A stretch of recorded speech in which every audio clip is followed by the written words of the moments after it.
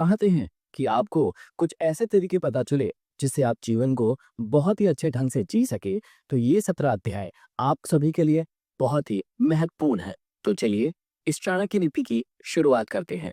आचार्य चाणक्य के जीवन की एक प्रारंभिक घटना से उनके चरित्र का बहुत सुंदर खुलासा होता है। एक बार वे अपने शिष्यों के साथ तक्षशिला से मगध की ओर आ रहे थे।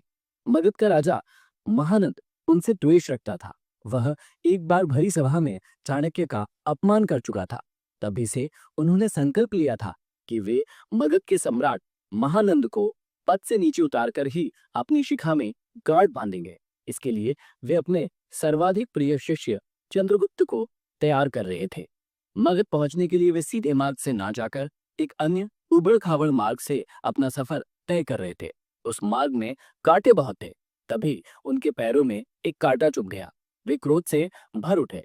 तत्काल उन्होंने अपने शिष्यों से कहा, उखाड़ फेंको इन नागफनों को, एक भी शेष नहीं रहना चाहिए। उन्होंने तब उन कांटों को ही नहीं उखाड़ा, उन कांटों के वृक्षों की जड़ों में मही डाल दिया ताकि वे दोबारा न उग सके। इस प्रकार वे अपने शत्रु का समूल नाश करने पर ही विश्वास करते थे। वे दूसरों के बनाए गए मार्ग पर चलने में कभी भी विश्वास नहीं करते थे।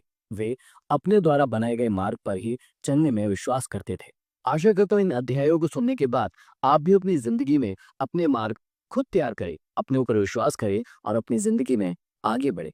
तो चलिए प्रारंभ करते हैं। प्रथम अध्याय में श्री चाणक्य श्री विष्णु भगवान को नमन करते हुए समझाते हैं कि राजनीति में कभी-कभी कुछ कर्म ऐसे दिखाई पड़ते हैं जिन्हें देखकर सोचना पड़ता है कि यह उचित हुआ या अनुचित। परंतु जिस अनीतिकारी से भी जन कल्याण होता हो अथवा धर्म का पक्ष प्रबल होता हो, तो उस अनैतिक कार्य को भी नीति सम्मत ही माना जाएगा। उदाहरण के रूप में महाभारत के युद्ध में युधिष्ठिर द्वारा अश्वत्थामा की मृत्यु का उद्घोष करना यद्यपि नीति विरुद्ध था, पर नीति कुशल योगीराज कृष्ण ने इसे उचित माना था, क्योंकि वे गुरु द्रोणाचार्य के विकट संहार से अपनी सेना को बचाना चाहते थे। आगे चाणक्य समझाते हैं कि मूर्ख छात्रों को पढ़ाने से, दुष्ट स्त्री के पालन पोषण से और दुखियों के साथ संबंध रखने से बुद्धिमान व्यक्ति भी दुखी होता है।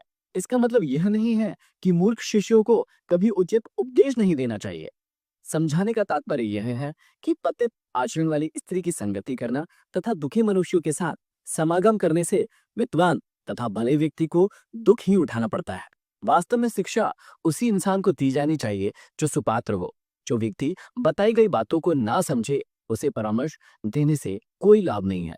मूर्ख व्यक्ति को शिक्षा देकर अपना समय ही नष्ट किया जाता है।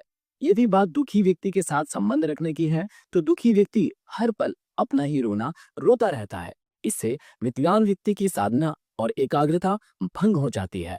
आगे श्री चाणक्य हमें समझाते हैं कि दुष्ट स्त्री, छल करने वाला मित्र, पलटकर तीखा जवाब देने वाला नौकर तथा जिस घर में सांप रहता हो, उस घर में निवास करने वाले गृह स्वामी की मौत में संशय ना करे। वह निश्चित ही मृत्यु को प्राप्त होगा। घर में यदि दुष्ट और दुष्चरित्र वाली पत्नी हो, तो उस पति का जीना न जीना बराबर ही है। वह अपमान और लज्जा के बोझ से एक तो वैसे ही मृतक के समान है, ऊपर से उसे सदैव यह भय भी बना रहेगा कि यह स्त्री अपने स्वार्थ के लिए कहीं उसे विष न दे दे। दूसरा, यदि उस गृहस्वामी का मित्र भी दगाबाज हो, धोखा देने वाला हो, तो ऐसा मित्र आस्तीन का सांप होता है। वह कभी भी अपने स्वार्थ के लिए उस गृहस्वामी को ऐसी स्थिति में डाल सकता है जिससे उबरना उसकी सामर्थ्य से बाहर की बात होती है।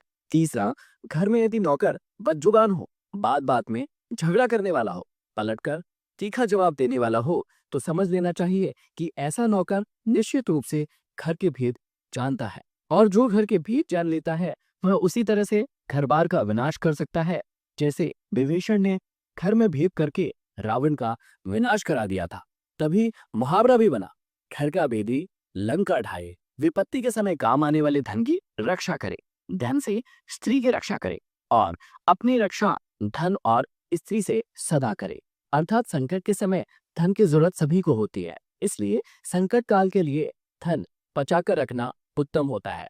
धन से अपनी पत्नी की रक्षा की जा सकती है। अर्थात यदि परिवार पर कोई संकट आए तो धन का लोभ नहीं रखना चाहिए, परंतु यदि अपने ऊपर कोई संकट आ जाए तो उस समय उस धन व स्त्री दोनों का ही बलिदान कर देना चाहिए।